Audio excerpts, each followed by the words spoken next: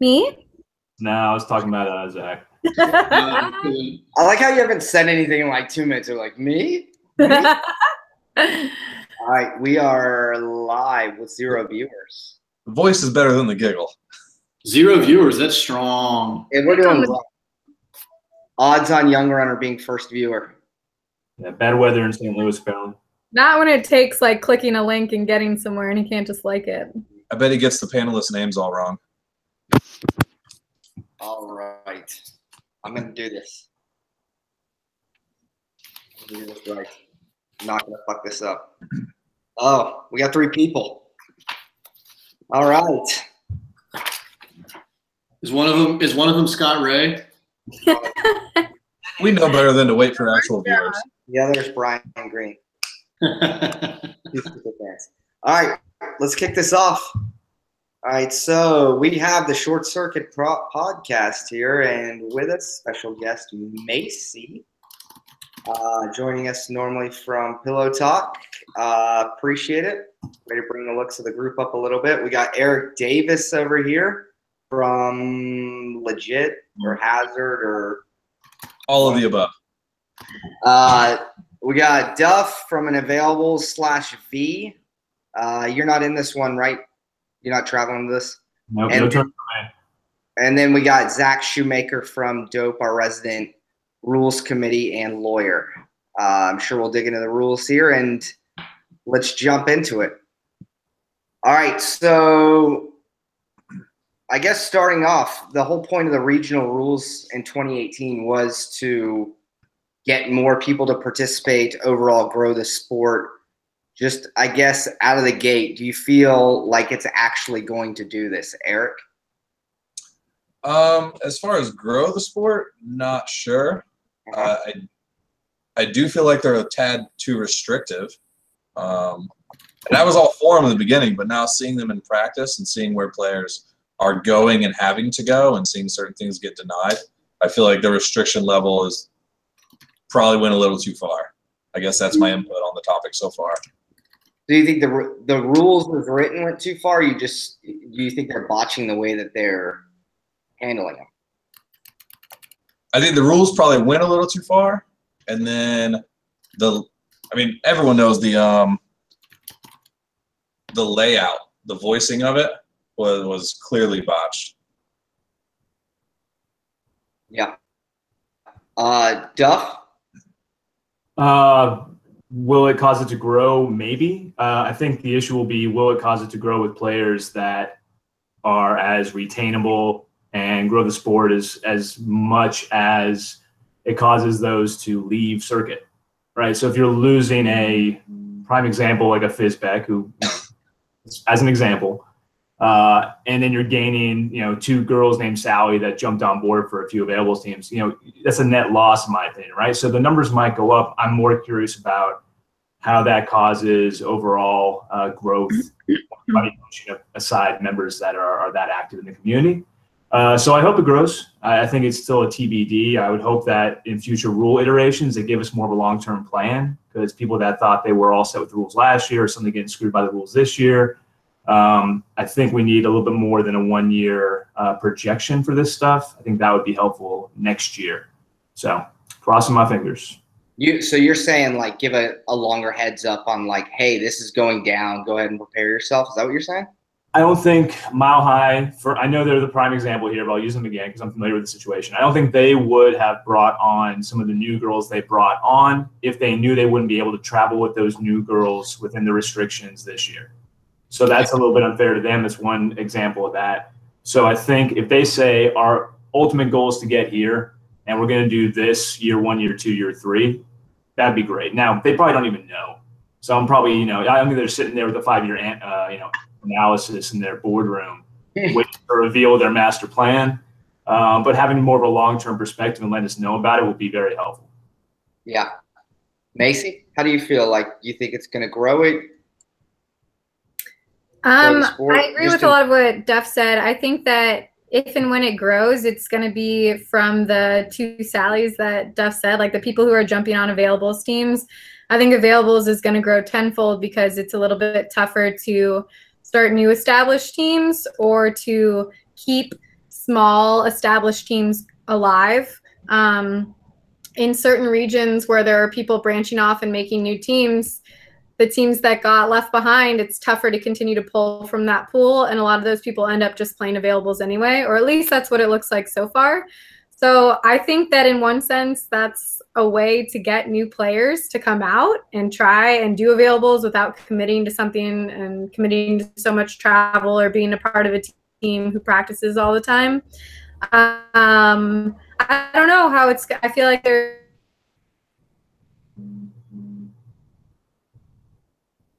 I think we lost you here for a second. You saved a good bandwidth for Philip. Nice freeze frame, Macy. Well, so while she comes back, Zach, so you got the rules committee perspective, but just in general, your feeling on, do you think it's going to grow? Do you think this is driving towards growth the way it's being executed right now? I think it is ultimately going to drive towards growth. I think the problem really becomes the implementation of the rules and the unintended consequences.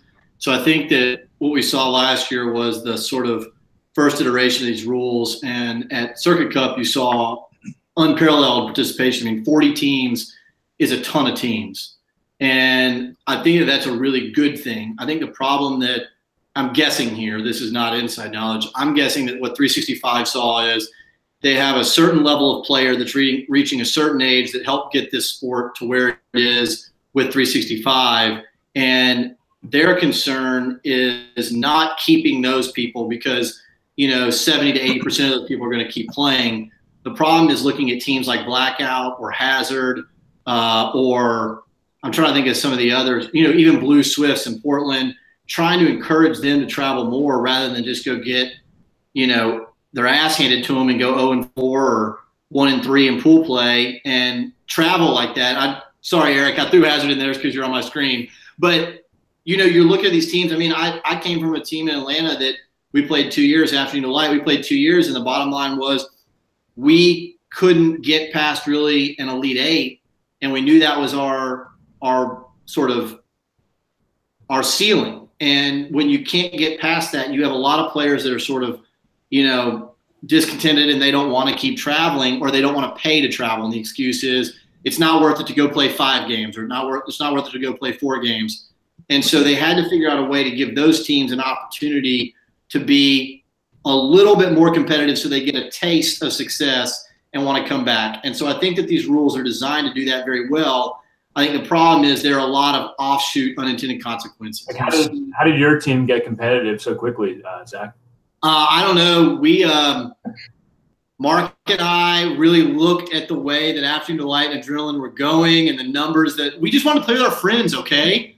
I mean, that's all it was. We just wanted to play with our friends. No, I mean, here, look, that was like a little shot, obviously, but like this whole we got to drag the top down instead of bring the bottom up is I think where a lot of competitive people have a problem with this.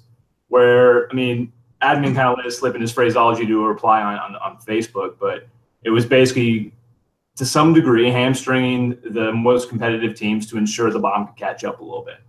I don't know if you're pushing to advertise this as the most competitive league out there, if that should be part of the tagline. I think that's where people have concerns, where you're intentionally trying to water down one aspect of your product to make sure that you have parity instead of necessarily the best teams out there. I think that's a fine line to walk, to where you're essentially becoming a Waka, everyone's got to be happy situation, when that isn't really what Circuit was built to do, in my opinion. So I think the pendulum's swinging maybe a little bit too far the other direction, and I'm curious to see if that causes a constant need to have parity instead of letting the wheat separate from the chaff. So we'll see how that goes.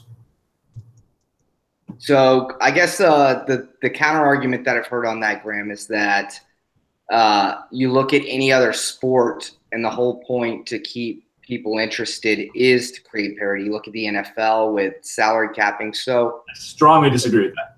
Okay. So, I mean, sports can be extremely popular, even more popular, when they have a dominant force involved.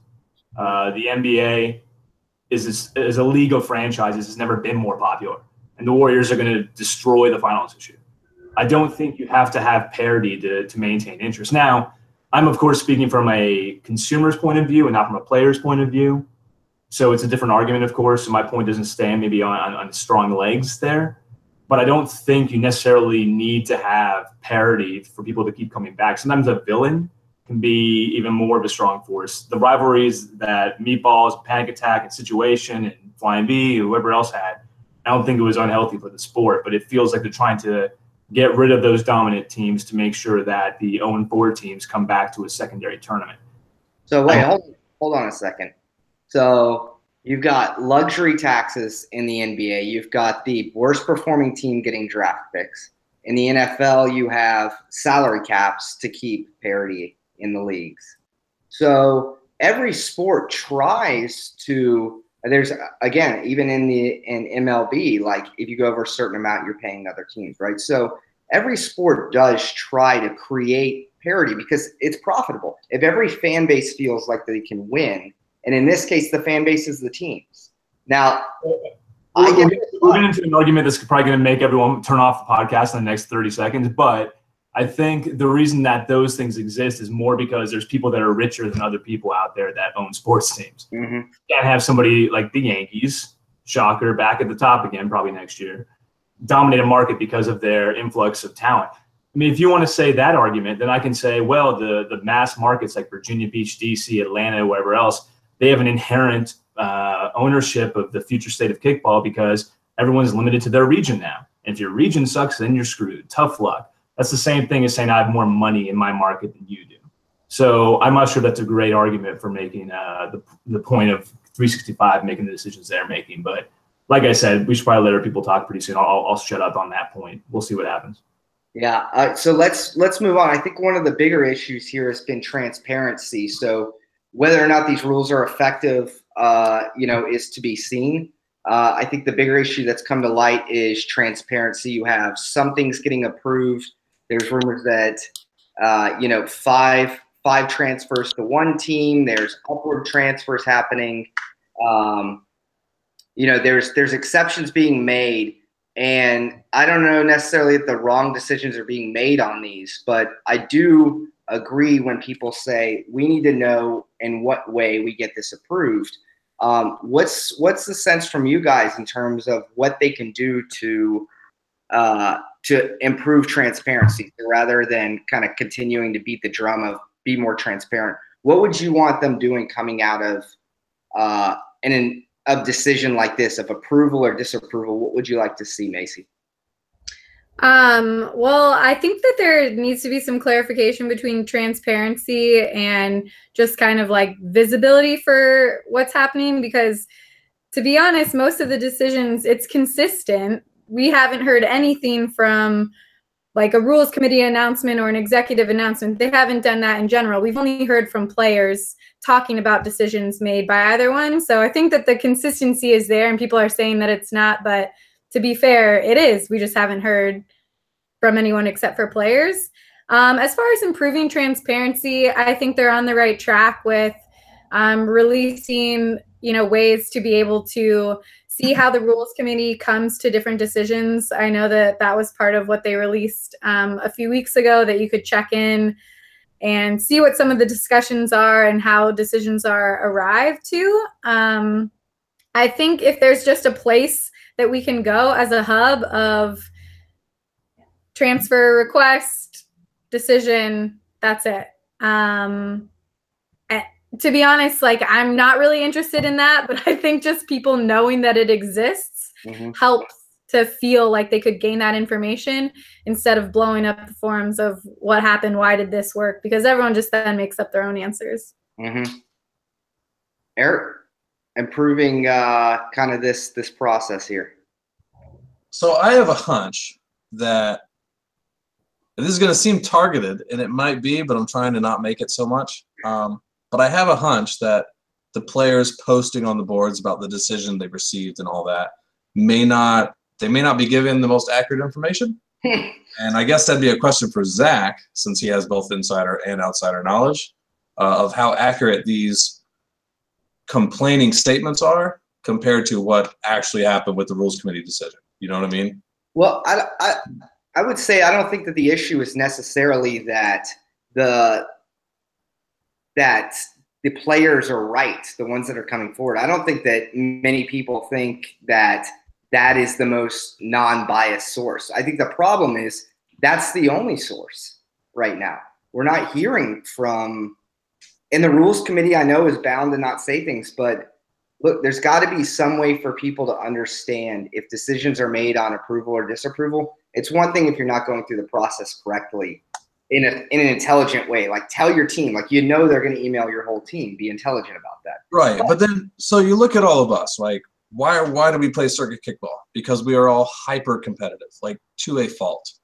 And so if we know what's getting approved and what's not getting approved, we're going to tailor our statements to what gets approved. And then out goes the honesty and anonymity and all that. And now the whole system's botched. Well, the other way is that people know that have gone through, I mean, when there's not transparency, then people can work angles, right? Duff, what do you think? They're improving it? I think we've internally had this conversation, but the fact that we're talking about angles and framing and like whatever else you want to call it, making sure that you say the right things to the right people, and that's what's going to depend. That's what's going to determine who's on your kickball team that year. I think is just ridiculous. I know it's not black and white; things are different, mergers, whatever. But the politics and the backroom conversations that determine these things. It's just the fact that we're here is just kind of ridiculous. And the fact that we spend, our whole summer or whatever, the winter, kickball summer, talking about this stuff is just stupid. So I wish that, Tim does a good job of coming out and eventually, if not quickly, kind of letting him know where people stand, where he stands on certain things. But we definitely need a little bit more of a, I don't know, man, because we can't like get access to the group me and just be a watch only user and watch Zach and his squad talk about, what rule needs to be this and that. But the rules need to get more black and white as much as they can, because right now they feel extremely gray, and people think that certain people are taking advantage of them, while others aren't knowledgeable of how to take advantage of them, and that puts us in a really bad spot. Mm-hmm. It seems to me that like the original rule set that everyone complained about would now be much more agreed upon by the masses. Yeah. And that's kind of frustrating to think about. Yeah. Yeah. All right. Well, a lot of transfers happened in. Well, hey, Mark. Yeah. Let me just say one thing. Just since I've had this debate sort of publicly, and then I've had this debate with you guys on our group me, and then I've had this debate internally with dope players just in conversation. And I think I could go on and on about this for hours. I mean, part of the problem with the rules committee is it is seen as the scapegoat for, admin, Tim, and the others. And that's really not the role we play. And I do think that people who submit, anything that comes to the rules committee is already outside the bounds of the rules. That's why we're there. So we are ruling on whether or not exceptions should be made to rules, not whether or not rules are smart or stupid. And so we take the information presented to us, and it's not about how it's presented or by whom it's presented or in the fashion it's presented. The information that we take at face value, and virtually everyone debates that extensively. But you can't.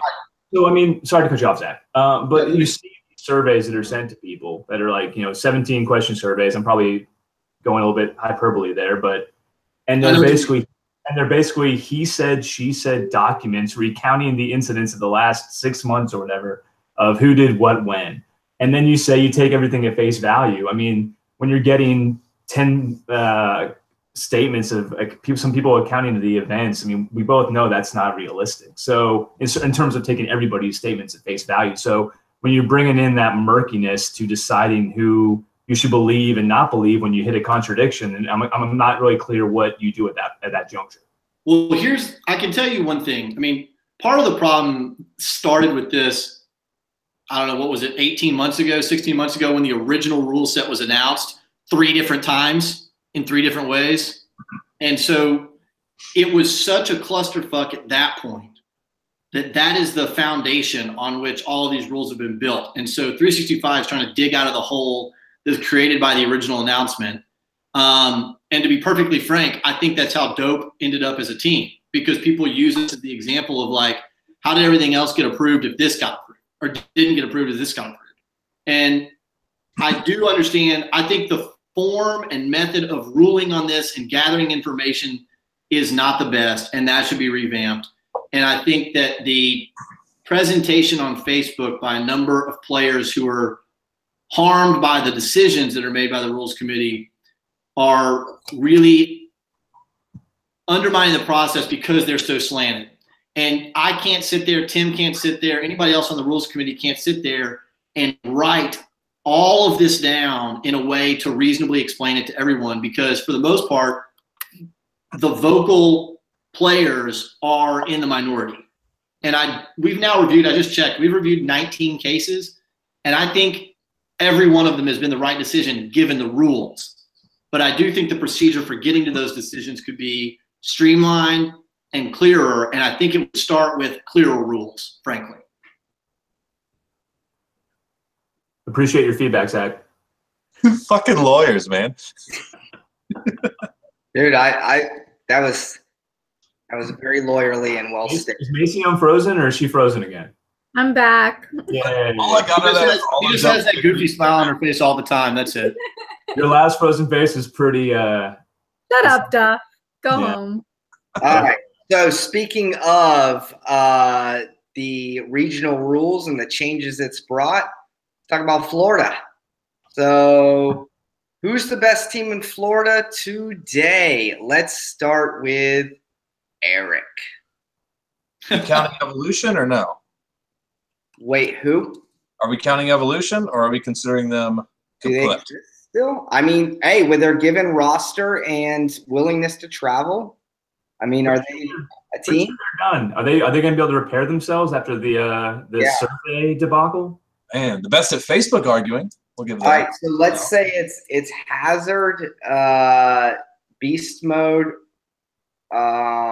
Rage. Do they exist? I think Rage is done, and part of them are folded into Screaming Pterodactyls. And Screaming Pterodactyls. All right, so you know better than I do. Pterodactyls. Can somebody give me I don't know what the fuck's happening recap here?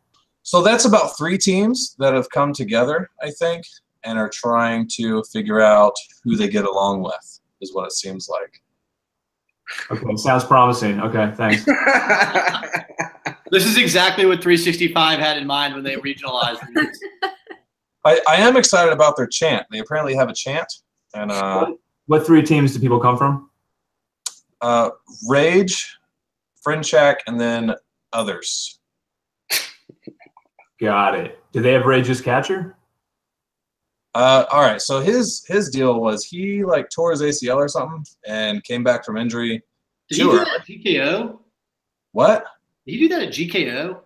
No. So it was like a Waka Miami Dolphins tournament, and he came back too early from, made an out, celebrated. Hey, way off track. Sorry.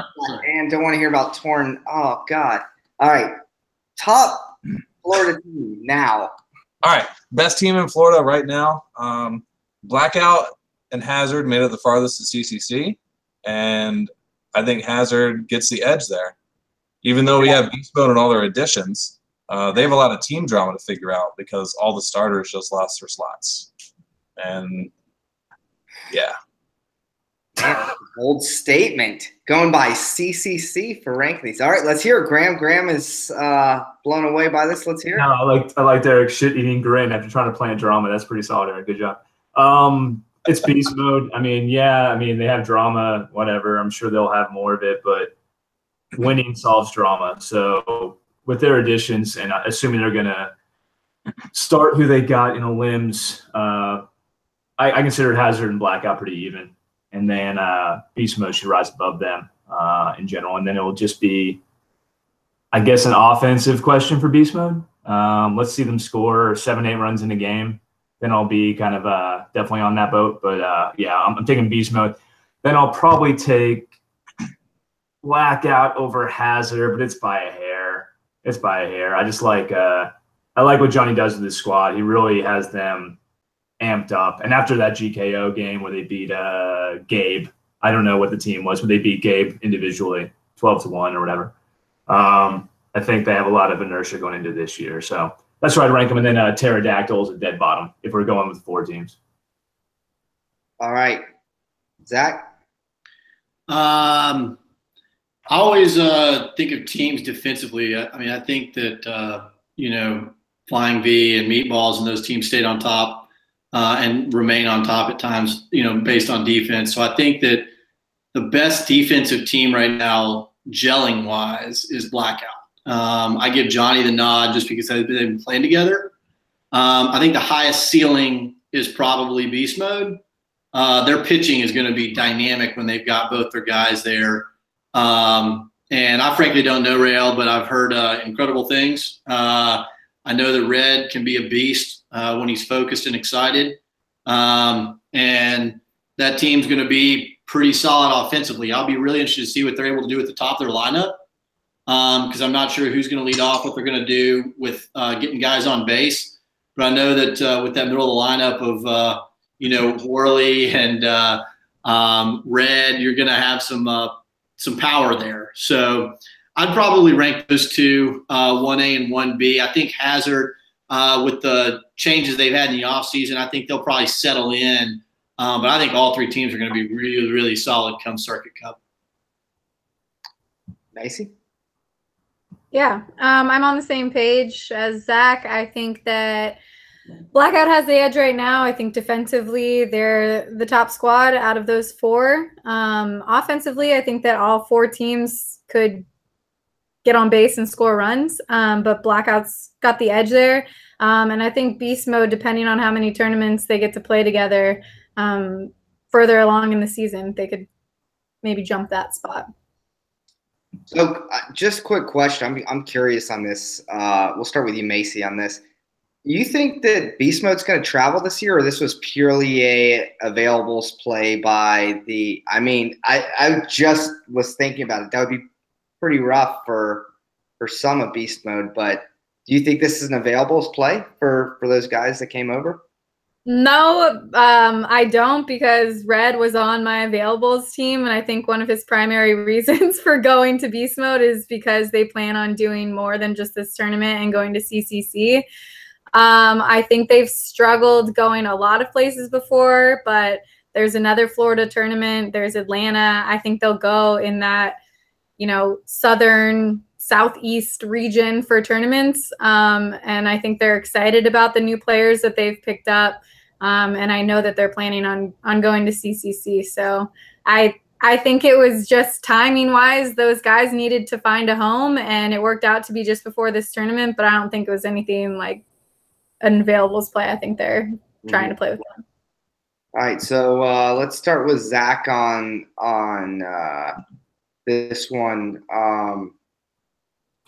So for the top 3 pitchers, you think at this tournament? Rank 1, 2, 3. Defensive, just pitching ability alone. Don't consider it.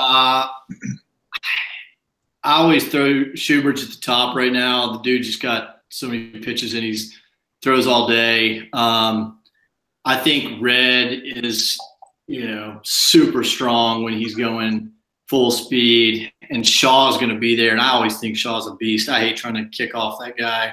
I know others disagree. I think those are your strongest 3 pitchers there. And I'm sure I'm overlooking some people, but I think those are your best 3 coming into the day. I'll just be interested to see how much Beast Mode needs to rely on Red early on, but those are your best 3, I think. What was the quote from a while ago? Don't even take Red out of the car. Dude, I've been telling Red to not pitch pool play for like 7 years. It's not going to fucking happen. Red will be pitching some pool play. I'll bet my fucking life on that. Anyway, so don't pitch pool play, Red. Hashtag 2018. Graham, your top 3 at this tournament. Those 3 are great. Who are the other people? Throw some names to me. I haven't looked at rosters. let's see. Rail's not there from Blackout. We just went through this. Group. Who? That's not how it works, Steph. You have to come up with your own answers. I'm not really the organizer of these things. I'll go with those three. That's funny you guys say that because I was gonna say the exact same three in the same order. But no, I mean those are three of the top. Those are three of the top 7 in the country. So unless somebody else is springing out to me, those seem like who I would go also. Ranking wise, it's all relevant. It just matters who they're playing. I want to hear your ranking because it matters to the people you're talking about. Who would I rank in terms of red? We're talking just pitching ability, Red, Schubert, Shaw. That's the question. Yeah, thanks, Mark. I go probably shoe number 1 right now just because of the variety of pitches. And I go 2 with Red. You know what he's throwing, but you still have a tough time with it. I've had problems with Shaw, but not as many as maybe other people have because he has the low skimmer and it's more about the left and right side kind of guessing that right and not as much about having to worry about bounce, which kind of suits me a little bit.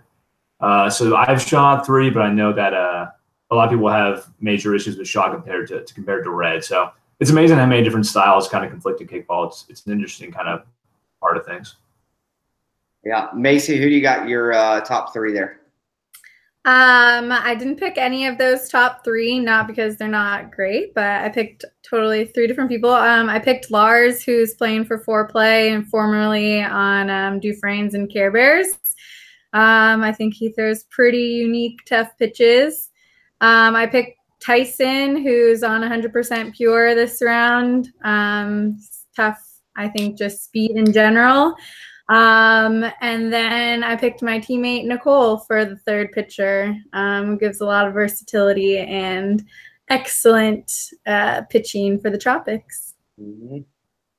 I was just informed Chad from 15 is going to be there, so I'm going to knock out Shaw. I'm going to go ahead and put Chad at my number 3. Look at that, doing some research. You happy, Chad?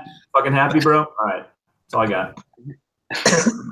All right, Eric, top 3. So apparently none of you guys have faced Sed from Savage Shock, but Jesus. Yeah, right. Yeah, he's my number 1, followed by Sherbert. And then Tyson takes the 3 spot. Not really based on his variety of pitches or speed or difficulty, but the fact that he just throws strikes. So he gets so many people behind in the count, puts pressure on you, fucks a lot of people up. Mm-hmm. That's my 3. So let's start back with you, Eric. So we'll go to Shittown. So talk a little trash about either team, if you're going to be at the tournament, that you'd like to personally send home, or just a team that you would really like to see not make a limbs or just do terrible. Eric, who do you want to send home? Fuck. I don't really know. Like I didn't think about this at all. But team I want to send home is after this conversation we had earlier, it's going to be Blackout. We haven't faced them. I've never faced any of those players, and so y'all are all talking them up. So time to put them out of there. Buckle up, solid defense. Graham, I thought you were frozen. Go ahead. There's no one here I really dislike in terms of the top teams. They're fucking friendly. Availables teams, I really don't have an opinion on. The Tide Pods, they're ranked last in their pool, so I'm sure they suck. But just the non-inventive name, I really want them to get murdered, like 15-0 every game. So let's go with the Tide Pods and then the Ligers, another just weak ass. That's good. Yes, effort in the team names.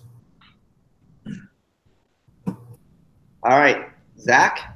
Who do you want to send home? You said Goats and CCC podcast. He sent them home. That's perfect. Yeah, poor Brian, man. He got left off. We played that game for rights to the podcast, and now he's left off. I'm not going to pick any of the teams that are in our pool because there's no reason in pissing those guys off. So I'll say, I'm going to pick the team that I think is probably the best squad there, at least on paper. I'm excited to play Foreplay. I don't know that I've ever played a Bill squad. I can't remember if he organized that OPP team at Bico last year. That was if he did, right? You know what? That's very similar to this team, actually. Yeah, I'd like another shot at them because they eliminated us in our final last year, and I think it'd be fun to face them and face Set again, and take on that squad. So I'd like to be able to face them and ideally have that be in the finals and send them home. But we'll see how it goes. Who was the finals last year? Was Dope and them? Yeah, Dope and OPP and Set was pitching and just pitching filthy. Got it. Macy, who you want to send home? I'd like to send home Dilly Dilly. Just on name alone? No. Got to give a reason. Coy. Yeah. That's just coy. Oh. The whole point Is is it shit talk. I mean, there's plenty of great people on that team who I like, and That's not how Shittown works. Yeah, you're doing it wrong. St. Phillips All wrong. yeah. We had to go to the dog. There's a couple people that I'd like to see just sitting on the sidelines for half of the day. Fair enough. All right, we're gonna jump to buy sell here. So, availables teams in the final four. I think 10 out of the 18 are availables teams in this. Trusting Eric on that one. So over under that 1.5 are in the final four. So less than half make the final four. Over under here, Eric. I'm gonna go under. It's they may have the overall on how many they have present, but the established teams that are present are quality. They've played games before, and a lot of them haven't made the final four or finals, so they're going to be hungry and well rested. Good stuff, Graham. Over. I think last year showed the availables teams don't have to gel as much. You can kind of rely on talent, especially when people are rusty. I think it's the reason that the first half of the year was dominated by availables teams last year, and then it kind of settled out a little bit. So, I wouldn't be surprised if 3 of the 4 are availables based on the lineups I see so far. Zach? Yeah, I tend to agree. I think to make it, I think foreplay probably end up in there. I think just based on their raw talent. And I think 100% Pure is a pretty damn solid squad. I think they've got a really good shot too. When I look at who I think is going to make the Final Four, I look at the best defense and best pitching, and I think those two squads have really solid pitching that can carry them through the day. And also, I'd jump on Duff's point that all these squads are going to be pretty rusty, and so you go with who's most talented or veteran. And I think those squads have some serious veteran talent. So I think it'll be at least 2. Macy? Yeah, I've got over also. The way that I had it shaking out was 3 availables in the final 4. Oh, wow. 3 availables. It's a bold move. Who's your not availables, Mace? Blackout. Ooh. All right, so let's just run that back the other way. We got Blackout, and then who are your 3 availables in the final 4? We'll run back the other way. So actually my 4 are Blackout, NWA, Foreplay, and the Tropics. And who you got winning it? The Tropics. All right, well, yeah. All right, what do you got, Zach? I don't know. I think Foreplay and 100% Pure have really good shots at getting there. I think the 4 best teams that are at the tournament are those 2. Always hate throwing us in there, but I think Dope's one of the 4 best teams that's going to be there. I think it's either going to be Hazard or Blackout. And since I love Johnny so much, I'm going to give him the nod. I think Blackout makes a Final Four run. Just knifing Eric while he's sitting here. That's why I got thick skin, brother. Graham, who you got in the Final Four?